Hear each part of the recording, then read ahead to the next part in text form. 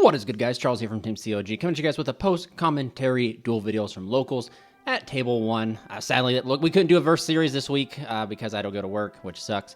So I had to leave right after local, pretty much leave in the middle of local, so I didn't even play. So I just decided to record Table 1. So we have Spright versus Voiceless Voice, two rogue options we haven't seen in a long time. My locals is really rogue, I ain't even gonna lie. Maybe on a weekly basis we have 1 to 2 or 3 meta decks there. That's really it. Otherwise, everyone's playing rogue. Everyone's playing, their own thing. So we're going to see Voiceless Voice. Go ahead and summon out the... Oh, gosh. I totally forgot its name. The Guardian. There we go. Guardian of the Voiceless Voice. Skull Guardian. There we go. I really actually just blanked its name. Skull Guardian. Then we're going to see the Surging of Low. And then we're going to see a normal summon of Low. Low's effect to go ahead and place Barrier. And, yeah, we're just going to... See, or is that... I think it's... Yeah, that's Barrier. Yeah, Barrier. And then there's... Wishes, which lets you ritual summon the opponent's turn, and then there's Prayers, which is the ritual card, which is an insane. So we're going to see a set 2 pass. We're going to see, it looks like a hand of Swap Frog, Spright Red, Spright. And what was Spright Carrot and Spright Red? So we're going to see Swap Frog activate, sending the Mirror Mage, and we're going to see the Purge on the Mirror Mage, which is pretty good. Followed by a normal summon of Spright Red, special summon Spright Carrot. And I kind of think this is in a good position, right?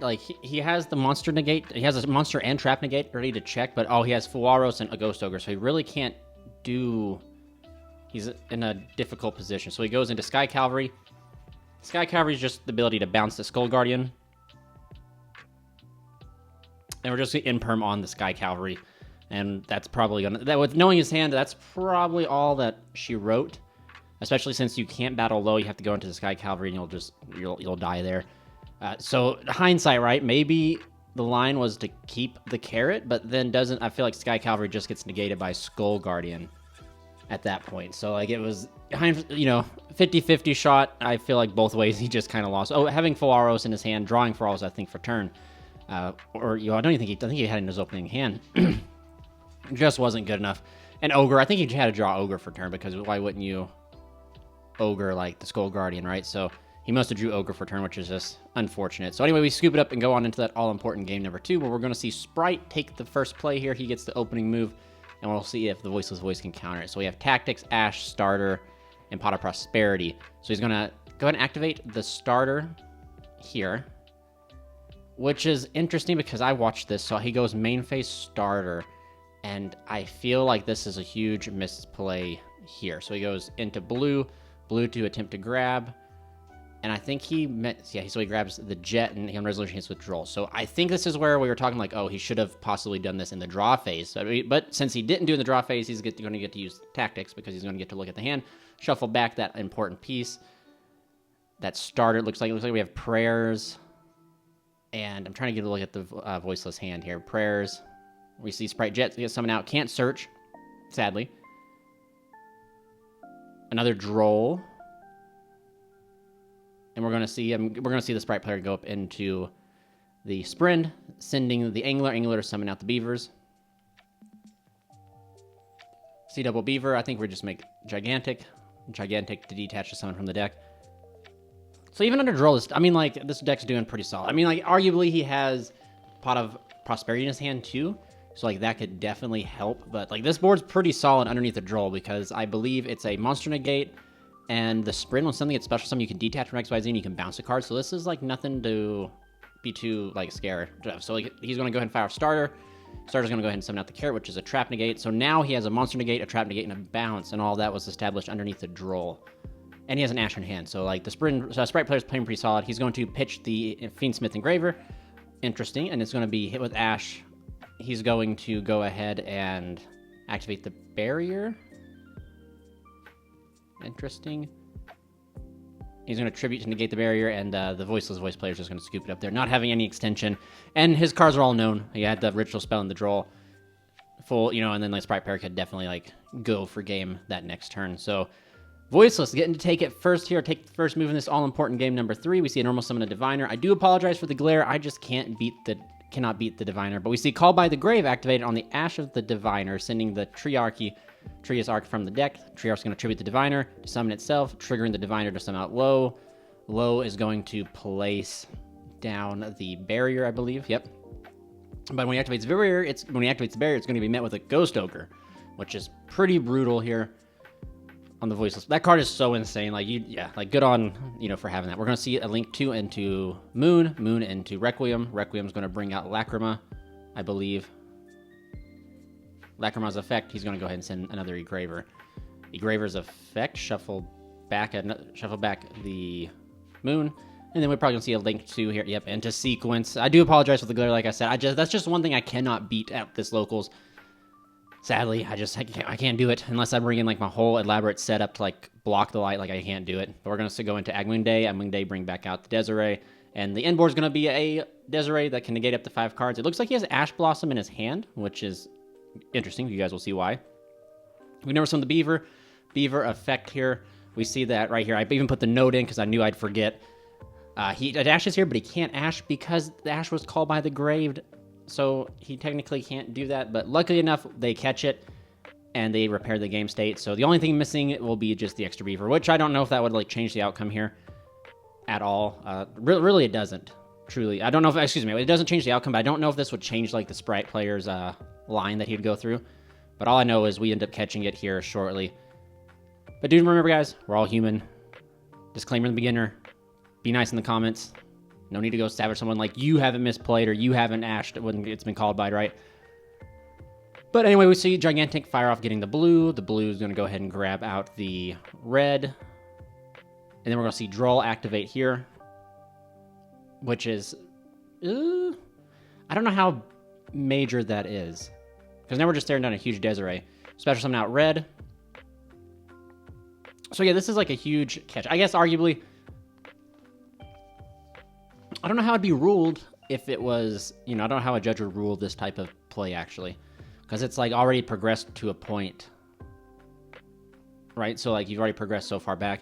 So he's, like, checking his stuff, seeing how he can, like, pretty much just out this this Desiree that can't be targeted. I think it's, like, 5,400. It's huge, man.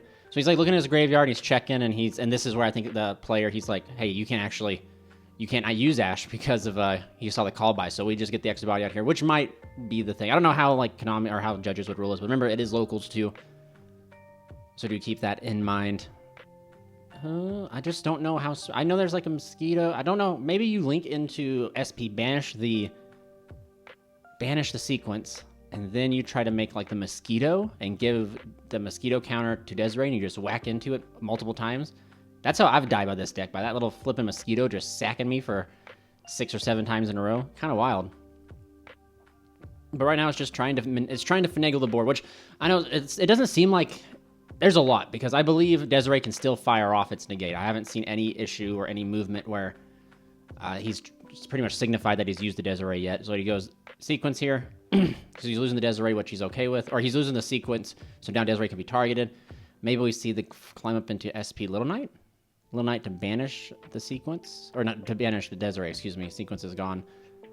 It's in the graveyard. That would be pretty decent, because he has to get rid of this body. So yep, that's what we're going to see. So he must have used the Desiree earlier on, and I must have missed it.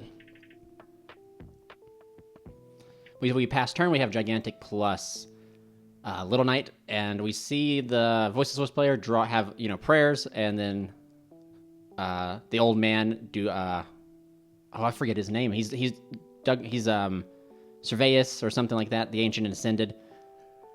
He shuffles back 2 spells from the graveyard for cost to summon itself, and then it's a quick effect tribute or bounce itself back to hand to summon out pretty much a Saravis, from the ritual monster. But he summons this out. It's inherent, I believe, so it doesn't start a chain. He's able to whack over the Little Knight. But that Gigantic's still there, and that's pretty big. The only bad thing about the Ritual Saravis is I believe it has to hit inherent summons, and a lot of Spright is inherent, I believe. A lot of level 2s are inherent, but some of the effects, like Gigantic, is not inherent. So like the effect of summon from the deck, the Saravis can't stop. But we're going to see the normal summon of Carrot, and that's interesting. I believe Carrot is the spell and trap negate. Because I don't think... It'd be kind of interesting if since they decided to color code them, you would think they would make a green Spright that was a spell negate, and this one would just be the trap negate. We see Gigantic activate, and in response to Gigantic, We see the chain of Saravis the Ancient, and it's the old man to go ahead and summon out Saravis. And then Saravis is going to be able to stop an inherent summon, which pretty much means the next summon that the Spright Predator does from the extra deck will be negated. But I mean, even then, like, he's still putting on a lot of bodies.